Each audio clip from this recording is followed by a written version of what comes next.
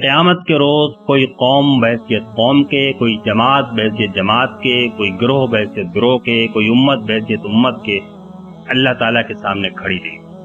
کسی کو بحیثیت قوم کے اللہ تعالیٰ مجرم قرار نہیں دے گا اور جہنم میں نہیں ڈالے گا۔ ہر شخص اکیلا اکیلا اللہ کے سامنے جائے گا۔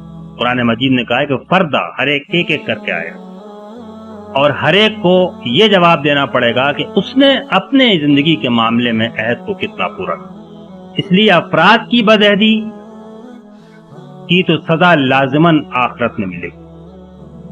فمن نکث فانما ينکث علی نفسہ، جو عہد کو توڑتا ہے تو اس کا وبال اس کے نفس کے اوپر پڑتا ہے۔ فمن اوفی بما عاہد علیہ اللہ فسیؤتیہ اجرا عظیما، اور جس نے اس عہد کو پورا کر دیا جو اس نے اللہ کے ساتھ باندھا ہے تو اللہ تعالیٰ اس کو بڑا اجر عظیم عطا فرمائے گا۔ لیکن قوموں اور جماعتوں کا اجر اسی دنیا کے اندر ہے، اور ان کی سزا بھی اسی دنیا کے اندر ہے۔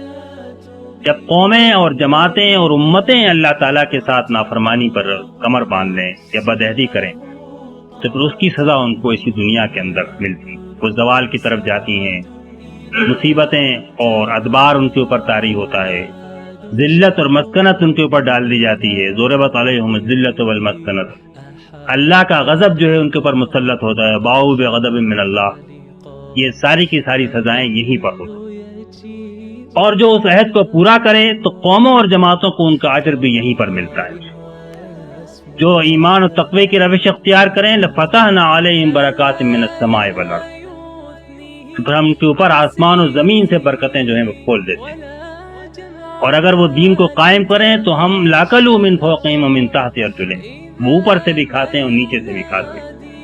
اور اگر وہ استغفار کے اوپر چلیں تو اللہ تعالیٰ یرسل السماء علیہم مدرارا، آسمان سے بارشیں برساتا ہے اور زمین کی کھیتیاں اگاتا ہے اور مال و دولت کے اندر تعداد میں اضافہ کرتا ہے۔ یہ ساری کی ساری نعمتیں اس نے دنیا کے اندر وعدہ کیا ہے، تو یہ قوموں اور جماعتوں اور تہذیبوں کا حصہ ہے۔ اور افراد جو ہے وہ اپنے اعمال کے لیے اپنی نیت کے مطابق، اپنے عمل کے مطابق، اپنی کوشش کے مطابق وہ اللہ تعالیٰ کے ہاں اجر یا سزا آخرت میں پائیں گے۔ تو دراصل یہ اللہ تعالیٰ نے بہت واضح کر کے بیان فرما دیا۔ اس لحاظ سے آپ دیکھیں تو ایک طرف تو بحیثیت فرد کے ہم کو غور کرنے کی ضرورت ہے کہ وہ عہد، بڑے بڑے عہد، عہد عبدیت الست بربکم اور عہد ایمان جس قلتم سمعنا واطعنا، اور وہ عہد کے جو ہم نے اقامت دین اور شہادت حق کے مقصد کے ساتھ متعلق ہو کے خاص طور پہ اپنے اوپر عائد کر لیا، اور وہ عہد کے جو ہم روز باندھتے رہتے ہیں آپس میں ایک دوسرے کے ساتھ بھی، ان کے بارے میں تو ہم کو غور کرنا چاہیے کہ کیا ہم اللہ تعالیٰ کے سامنے جواب دہی کرنے کے لیے تیار ہیں۔ ان العہد کان مسئولا، اس لیے کہ ہر عہد کے بارے میں جواب دینا پڑے گا کہ کہاں تک اس کو پورا کیا۔